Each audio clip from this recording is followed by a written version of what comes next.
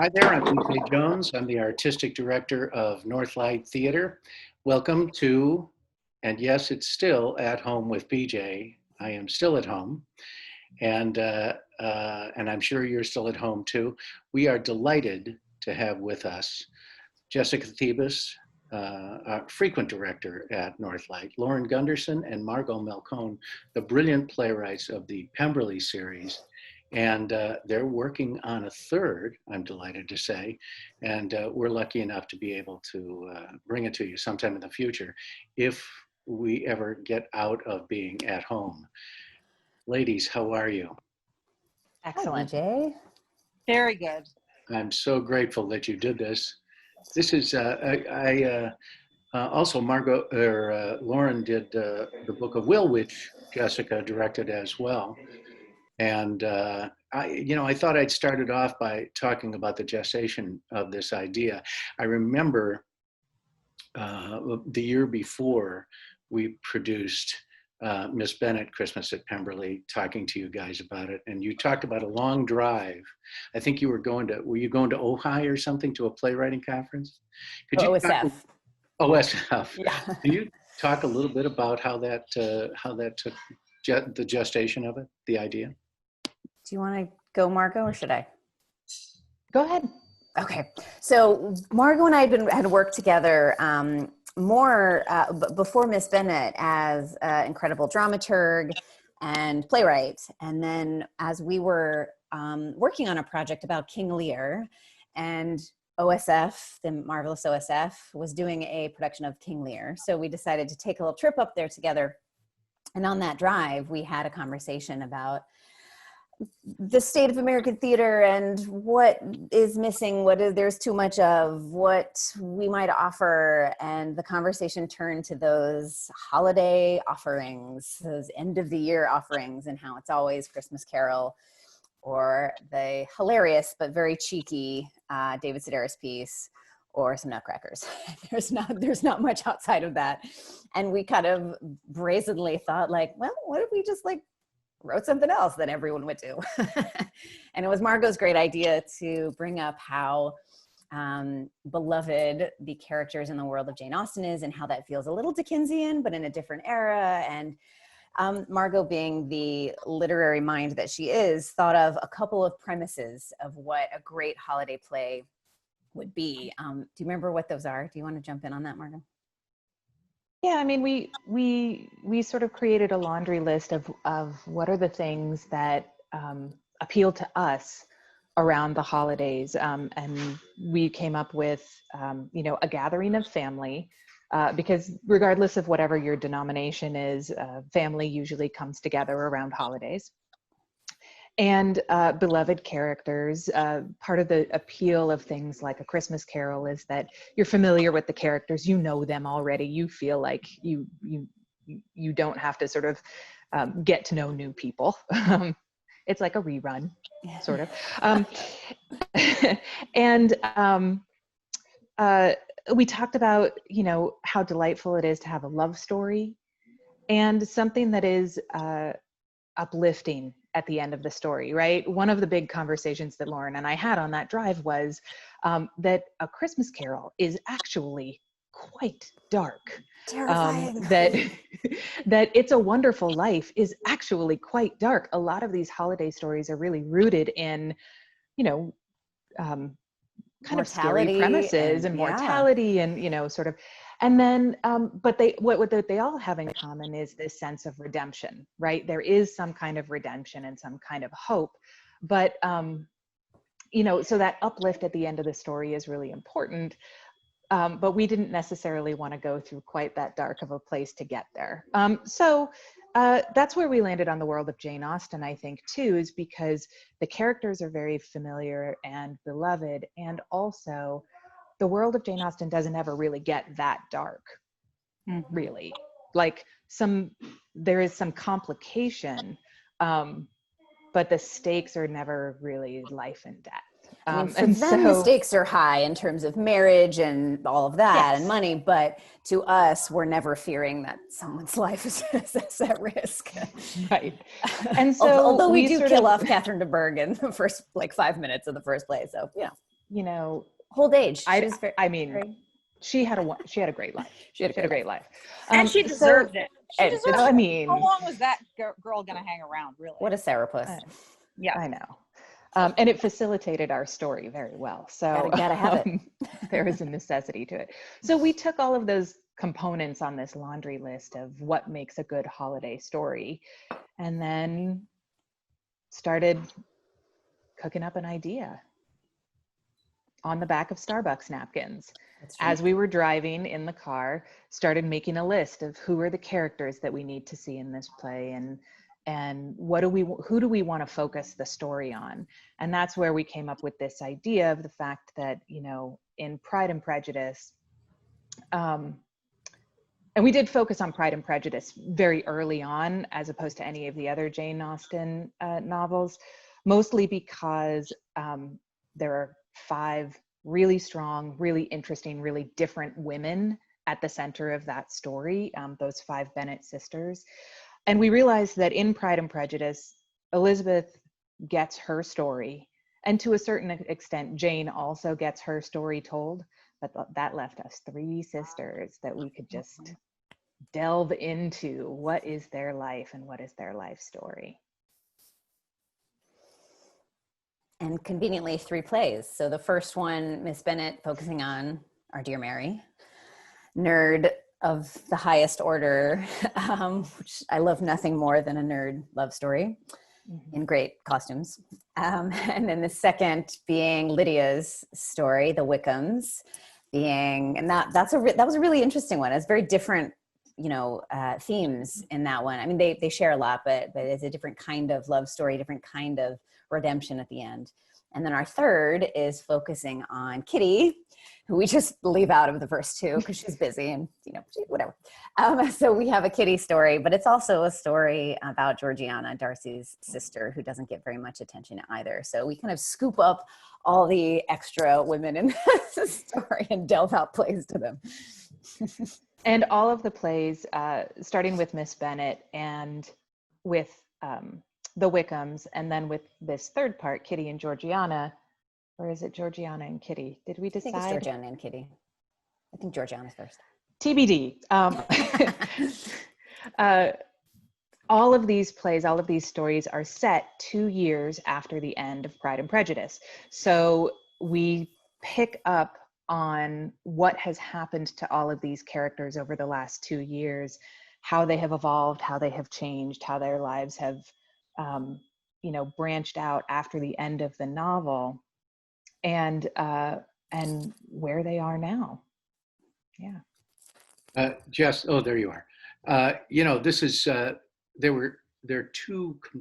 first 2 are 2 completely different kinds of plays in a way. And I remember thinking, you know, doing what you're doing, ladies, is quite a risk, because sequels, you know, sequels tend to, you know, people come in with a certain level of expectation, especially when the first one's a success, which yours was, and Jessica's work on it was gorgeous and extraordinary. And then, you know, this year, you know, it felt like an entirely different play, and I think, Jess, you adapted to that so wonderfully, because even though the style and the characters were familiar to us, but it also had its own rhythm and energy to it. And can you talk a little bit about that? Because it's a matter of recognizing that from the text, and then you know, inflating it stylistically. It was so gratifying to see, because it was downstairs, entirely different sort of class. Could you talk about that a little bit? I love these plays, and very excited about the third one. And they're just a dream to work on. You know, actors love them because they're really fun, like fun in a deep, rich, actor-pleasing way. Funny, silly, joyous, character-driven, and they're also really about something. And that actors can sink their teeth into. And so that's a delightful combination for the artists. And I've always loved working on them. That's a really great question. The difference between the two plays. What I love about it is I said character driven a minute ago, and I do think that really is it. It's like the first one, Miss Bennet, is really Mary's story, right? It gives her love story. It has her kind of quirky characteristics. Arthur is the perfect leading man for her. And then they have to kind of unsnare themselves from these family dramas in order to be together. But it really feels like the tone of their romance is the engine of the whole thing. And then what you get as kind of these, that's your kind of driving story, but then you get the relationship between Mary and her sisters, the relationship between Mary and Lydia, which has always been so conflictual, the growing intimacy between Elizabeth and Darcy, all those you get as well. And that's kind of a wonderful kind of B-side to the story. And then in the Wickhams, I think the key is that, yes, you get the rest of Lydia's story, Lydia and Mr. Wickham, and what's been going on. And, you know, we rescue Lydia from the terrible life she's been consigned to, and that's really pleasing. But because it's downstairs and it happens in the kitchens, and then we meet two other characters, Cassie and Brian, a new maid and a footman, and we hear their stories and we kind of fall in love with them. And then I think very key is Mrs. Reynolds, who is a small character in Pride and Prejudice. She runs Pemberley, but in the Wickhams, the B side, I believe, is the relationship between Mrs. Reynolds and really these two men who are kind of like her sons, you know, who she raised, and that's Darcy and Wickham. Mm-hmm. And she understands them both and she loves them both, and she understands that their conflict is actually very complex. It's not like Darcy's good and Wickham's bad. It's very complicated in terms of the opportunities they each got and the class they were born into and what happens as a result and the patriarchy that they carry as a burden. And Mrs. Reynolds and her relationship with those two really drives the play, as well as it also being Lydia's story. So it's almost like they're pieces of music, you know, where you have this main theme and then you have this counterpoint, and that makes the plays different but also really fit together in a delightful way. That's so well said. I mean, my favorite parts of the Wickhams are Darcy and Mrs. Reynolds, and how it's, you know, she coddles him but also tells him the truth, but then he turns on her and gets mad, and, you know, all of these different things kind of happen over the course of 2 hours, and it is really, really satisfying. I didn't think that's what we were writing about when we started, but that was such a delightful discovery. Yeah. And it is interesting too, just to think about how, you know, the story that Jane Austen tells is very, she shows us this sort of beautiful, sort of polished society version. I mean, we get a little bit of Lizzie's complicated inner life, but a lot of what we get is like this veneer, you know? Mm-hmm.